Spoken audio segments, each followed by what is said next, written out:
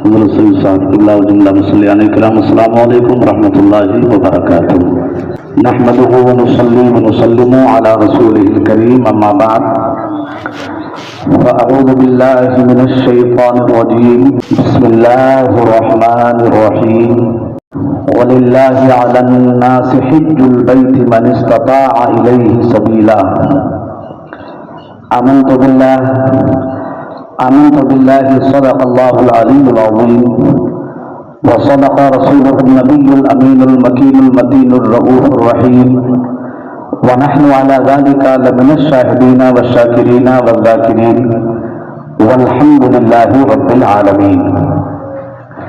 بارگاہ رسالت میں جھوم جھوم کر بآواز بلند درود پاک کا نذرانہ پیش کریں گے. اللہم صلی علی سیدنا و مولانا محمد معدن الجود والکرم وآلہ الکرام واللہ کریم مبارک وسلم صلاۃ و سلام علیکہ سیدی یا رسول اللہ صلی اللہ تعالی علیہ وبارک وسلم. حضرات، آپ جانتے ہیں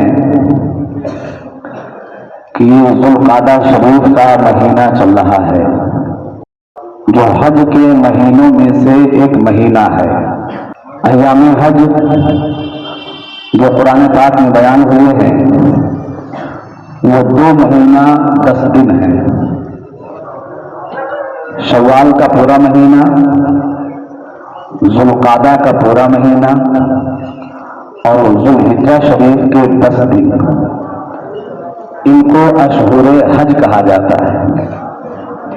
پوری دنیا سے اللہ جل مجدہ کریم کا جن پر فضل و کرم ہوا، اس کے محبوب کی عنایتیں ہوئی، وہ اس مہینے میں حج کی سعادت حاصل کرنے کے لیے اپنے اپنے وطن سے نکل رہے ہیں. اس مناسبت سے آج کی خطاب کا عنوان ہے حج کے فضائل و مسائل. ظاہر ہے کہ یہ عنوان کو پورا کرنے کے لیے بہت وسیع وقت درکار ہے. پھر بھی حج کے تمام مسائل کا احاطہ ممکن نہیں ہے، لیکن وہ ضروری مسائل ہیں جن کے بغیر کوئی چارہ کار نہیں ہے.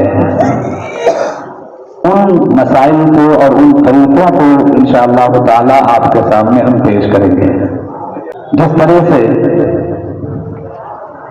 نماز اور روزہ کے مسائل کا جاننا یہ ہر مرد اور عورت پر فرض ہے، ایسے ہی زکوٰۃ کے مسائل کا جاننا مالک نصاب کے اوپر فرض ہے. ایسے ہی جو حج کا ارادہ رکھتا ہے اس کے لیے حج کے مسائل کا جاننا یہ فرض عین ہے. پورا عالم دین بننا یہ تو فرض کفایہ ہے کہ شہر میں اگر ایک عالم دین بھی بن گیا تو پورے شہر والے بری ذمہ ہو گئے.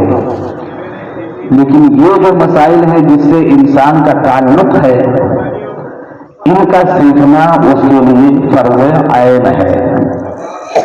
کہیں ایسا نہ ہو کہ اتنی مشقتیں صعوبتیں برداشت کرنے کے بعد، مال و اسباب کو خرچ کرنے کے بعد آپ وہاں پہنچیں اور مسائل سے عدم واقفیت کی بنیاد پر شرعی اعتبار سے آپ کا حج ہی نہ ہو سکے تو یہ ساری مشقتیں، ان کا جھیلنا، صعوبتوں کو برداشت کرنا، اسباب و وسائل کا خرچ کرنا، یہ ساری چیزیں آپ کی رائے گاہ اور بیکار ہو جائیں گی.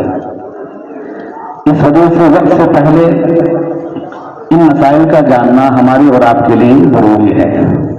حضور فقیہ ملت حضرت علامہ مفتی قرآن الدین صاحب قبلہ علیہ الرحمہ نے اپنی کتاب حج و زیارت میں تحریر فرمایا کہ اگر کوئی عالم دین بھی ہو اور وہ حج کرنے کے لیے جا رہا ہو تو وہ بھی اپنے پاس میری اس کتاب کو رکھے اور یا تو بہاری شریعت کا وہ حصہ اپنے پاس میں رکھے جس میں حج کا بیان ہے، عالم بھی ہو تب بھی، اور اگر کوئی غیر عالم جا رہا ہے تو اس کے لیے ضروری ہے کہ وہاں جا کر کے وہ کسی عالم دین کی رہنمائی حاصل کرے تاکہ ارکان حج اس کے صحیح طور پر ادا ہو سکے۔ اس میں بہت سارے افراد ہوں گے جو ارادہ رکھتے ہوں گے جانے کا، اس سال بھی جا سکتے ہیں، آنے والے سال بھی جا سکتے ہیں، تو وقت کے پہلے آپ کا ان مسائل کو جاننا ضروری ہے۔ حج کا لغوی معنی ہوتا ہے قصد و ارادہ کرنا، اور حج کا اصطلاحی معنی ہے احرام کی حالت میں 9 ذوالحجہ کو عرفات کے میدان میں وقوف کرنا اور کعبہ شریف کا طواف کرنا، اسی کا نام حج ہے۔ حدیث پاک میں اللہ کے رسول صلی اللہ تعالی علیہ وسلم نے ارشاد فرمایا کہ جس نے حج کیا اور رفث یعنی فحش کلامی اور فسق نہ کیا تو اس کا مقام اتنا بلند ہے، حضور فرماتے ہیں رجع کیوم ولدتہ امہ، وہ جب حج کر کے واپس ہوتا ہے تو گناہوں سے ایسا پاک و صاف ہو جاتا ہے جیسے کہ آج ہی اس کی ماں نے اس کو جنم دیا ہے، اس طرح سے وہ گناہ سے پاک و صاف ہو جاتا ہے۔ اور ایک اور حدیث میں حضور علیہ الصلوۃ والتسلیم نے ارشاد فرمایا کہ حاجی اپنے خاندان کے 400 لوگوں کی قیامت کے میدان میں شفاعت کرے گا، 400 لوگوں کو اللہ اس کی شفاعت سے جنت میں داخل فرمائے گا۔ اور ایک اور حدیث میں حضور نے فرمایا کہ جس کے اوپر حج فرض ہو، استطاعت رکھے اور اس کے باوجود بھی کوئی رکاوٹ اور کوئی مانع نہ ہو اس کو حج کرنے میں، اور پھر بھی وہ حج نہ کرے، تو حضور نے فرمایا پھر وہ چاہے یہودی ہو کر کے مرے، چاہے نصرانی ہو کر کے مرے، میرا اس کے لیے کوئی ذمہ نہیں ہے۔ یہ وعید بھی حضور نے ارشاد فرمائی۔ حج کی فرضیت جو میں نے آیت کریمہ پڑھی ہے بھی آپ کے سامنے، اسی آیت سے حج کی فرضیت کا ثبوت ہے۔ وَلِلَّهِ عَلَى النَّاسِ حِجُّ الْبَيْتِ مَنِ اسْتَطَاعَ إِلَيْهِ سَبِيلًا، اللہ کے لیے لوگوں پر کعبہ شریف کا حج کرنا یہ فرض ہے۔ کس کے لیے؟ من استطاع الیہ سبیلا، جو اس کی طرف قدرت رکھتا ہو راستے کے اعتبار سے۔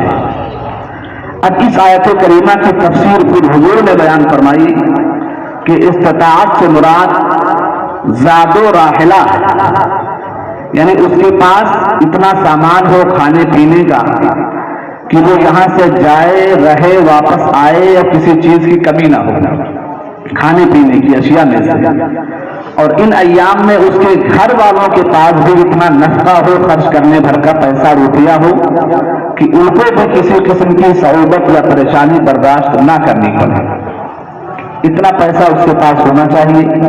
پھر راستے کا پرامن ہونا بھی ضروری ہے، اگر راستے میں کوئی خطرہ ہے تو پھر اس کی استطاعت اور اس کی قدرت نہیں مانی جائے گی۔ تو جو مسلمان صاحب استطاعت ہے، چاہے مرد ہو چاہے عورت ہو، عاقل ہو بالغ ہو، اس کے اوپر زندگی میں ایک مرتبہ حج کرنا یہ فرض ہے۔ حج کی فرضیت سن 9 ہجری میں واقع ہوئی ہے، اور اس کی فرضیت فرض قطعی ہے، اگر کوئی اس کا انکار کرے گا تو وہ کافر ہو جائے گا، اور اگر استطاعت کے باوجود بھی ادائیگی میں تاخیر کرے گا تو سخت گنہگار اور فاسق ہوگا۔ ہاں یہ ہے کہ جب بھی ادا کرے گا تو اس کا حج قضا نہیں ہوگا، ادا ہی ہوگا، لیکن ادائیگی میں تاخیر کرنے کی وجہ سے وہ سخت گنہگار ہوگا۔ اس لیے جو صاحب استطاعت حضرات ہیں وہ اس امر پہ بھی ذرا غور کریں۔ حج کی 3 قسمیں ہیں، ایک ہے حج افراد اور ایک ہے حج قران اور ایک ہے حج تمتع۔ اسی طرح حج کرنے والے کی بھی 3 قسمیں ہیں۔ اگر اس نے حج افراد کیا ہے تو اس کو حاجی مفرد کہتے ہیں، اگر اس نے حج قران کیا ہے تو اس کو حاجی قارن کہتے ہیں، اور اگر اس نے حج تمتع کیا ہے تو اس کو حاجی متمتع کہتے ہیں۔ یہ حج کی اور حاجی کی 3 قسمیں ہیں۔ حج افراد کس کو کہتے ہیں؟ حج افراد کا مطلب یہ ہے کہ حاجی صرف اور صرف حج کا احرام باندھے گا، اور یہاں پر ایک بات اور قابل ذکر ہے، وہ یہ ہے کہ احرام اس کپڑے کا نام نہیں ہے، اس چادر کا نام نہیں ہے جو بدن کو ہم ڈالتے ہیں، بلکہ وہ احرام کی علامت ہے۔ اس کپڑے کی وجہ سے بندہ یاد رکھتا ہے کہ ہم حالت احرام میں ہیں۔ مطلب یہ ہے کہ محض کپڑا پہن لینے کی وجہ سے، وہ چادر جسم پہ ڈال لینے کی وجہ سے، وہ لنگی پہن لینے کی وجہ سے احرام کے احکام اس سے نافذ نہیں ہو جائیں گے۔ جب تک کہ وہ عمرہ یا حج کی نیت نہیں کر لے گا، جب تک احرام کے احکام اس کے اوپر اور احرام کی پابندی اس کے اوپر عائد نہیں ہوگی۔ یہ بتانا کہ احرام کے بعد پہننے کے بعد 2 رکعت نماز نفل پڑھنا ہے۔ اب وہ نماز نفل آپ پڑھیں گے تو سر پہ ٹوپی رکھ کے پڑھیں گے، ننگے سر ہو کے نہیں پڑھیں گے۔ نیت کرنے سے پہلے آپ خوشبو بھی لگائیں گے۔ ہاں، جب آپ نے نیت کر لیا تو اب آپ سر کو ڈھانک نہیں سکتے، اب آپ سلا ہوا کپڑا پہن نہیں سکتے، اب آپ خوشبو وغیرہ نہیں لگا سکتے، حتیٰ کہ سر میں جو جو ہوتے ہیں جو تک نہیں مار سکتے ہیں۔ یہ ساری پابندیاں نیت کرنے کے بعد عائد ہو جاتی ہیں۔ تو حج افراد کس کو کہیں گے؟ جس میں حاجی نے صرف حج کی نیت سے احرام باندھا ہے، وہ کیا کر کے وہاں پر طواف کرے گا اور جو ارکان حج کے ہیں اس کی ادائیگی کرے گا۔ قران میں یہ ہوتا ہے کہ حاجی اس میں عمرہ اور حج دونوں کا احرام ساتھ ہی میں باندھتا ہے۔ اور مثال کے طور پر ممبئی سے کسی کو جانا ہے حج قران کرنے کے لیے، تو جو میقات آتی ہے، میقات اس جگہ کو کہتے ہیں جہاں پر احرام کے بغیر آگے گزرنا جائز نہیں ہوتا ہے۔ اس سے پہلے آپ کو احرام پہن لینا ہے، اس کے بعد میقات سے آگے گزرنا ہے۔ اب وہاں پر آپ نے احرام پہنا، جب آپ نیت کریں گے تو حج اور عمرہ دونوں کی نیت ایک ساتھ میں کریں گے۔ اللہم انی ارید الحج والعمرہ فیسر لی وتقبل منہما، یہ نیت ہے۔ حج اور عمرہ دونوں کی نیت ایک ہی ساتھ میں کریں گے حج قران میں۔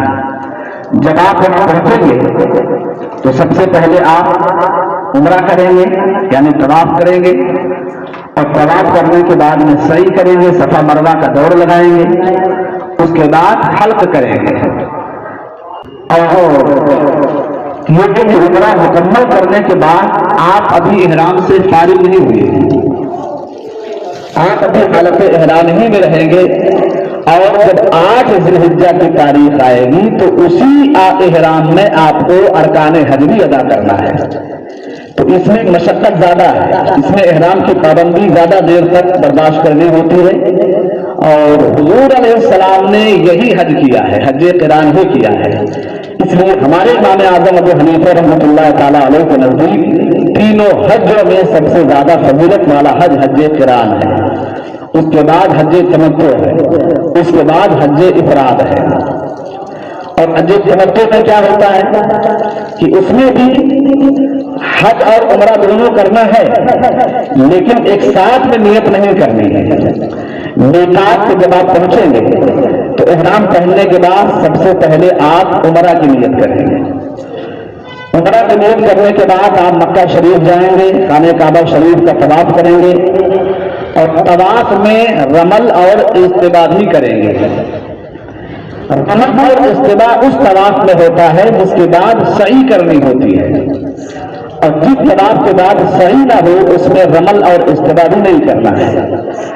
استباء کا مطلب یہ ہے کہ داہنا کندھا آپ کا کھلا رہنا ہے، اس کے نیچے سے آپ چادر ڈالیں گے بائیں گھوڑے پر، داہنا شانہ داہنا کندھا آپ کا کھلا رہے گا، یہ استباء. اور رمل کا مطلب یہ ہوتا ہے کہ 7 چکر جو آپ خانہ کعبہ شریف کا لگائیں گے طواف میں، تو ان 3 چکروں میں، پہلے کے 3 چکروں میں آپ کو چھوٹے چھوٹے قدم اور شانہ ہلا ہلا کر کے پہلوانوں کی طرح چلنا ہے، اس کو رمل کہتے ہیں. تو جس طواف کے بعد سعی ہوگی اس طواف میں یہ دونوں کرنا ہے، رمل اور استباء. اور جس طواف کے بعد سعی نہیں ہے وہاں پر رمل اور استباء بھی نہیں کرنا ہے. تو حج تمتع کرنے والا یہاں سے جائے گا، کیونکہ اہل ہندوستان والے، پاکستان والے، بلکہ پوری دنیا کے اکثر حضرات حج تمتع ہی کرتے ہیں، اس میں تھوڑی آسانی ہے. تو میں اسی کی تفصیل آپ کے سامنے بیان کرتا ہوں. حج تمتع کرنے والا جو وہاں پہنچے گا خانہ کعبہ شریف کا طواف کرے گا رمل اور استباء کے ساتھ،